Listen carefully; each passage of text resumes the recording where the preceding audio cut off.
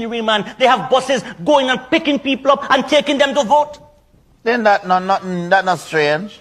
None you know that, you know. And years and years now. You never know that.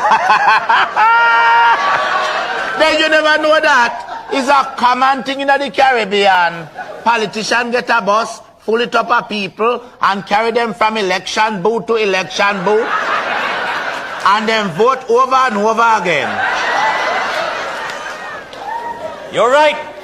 Well, I hear in Jamaica, miracles just happen at election time. Be careful where you go talk about Jamaica, you know.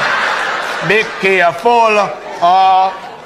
Well, you know the story about Lazarus raising from the dead. Well, I hear in Jamaica at election time, hundreds of dead people get up and vote. And after election, not... You know how reggae started? Don't make me laugh. Don't make me laugh. Of course I know. I'm born in reggae. I live in reggae. And I'm going to dead in reggae. Reggae started in Trinidad. What that you say, boy? Reggae started in Trinidad. No, wait.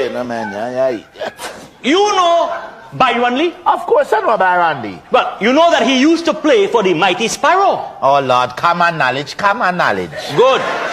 Well, one day, Byron Lee had recorded some tracks for the Mighty Sparrow, and he went back to Kingston to play it. Because, you know, back in them days, we had no studios in Trinidad. And you still don't have any now.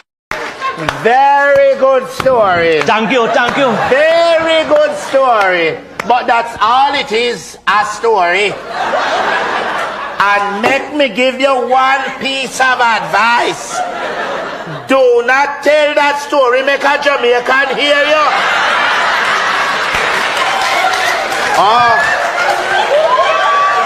And you better don't tell that story about Jamaican getting the idea for pan in Trinidad or you're dead. Because everybody know that is we thing, we invention, and we just lend you the reggae. You start a full argument again. I can tell you something. Look, man, I'm a serious man. Sit down now, man. Sit down. Shut up.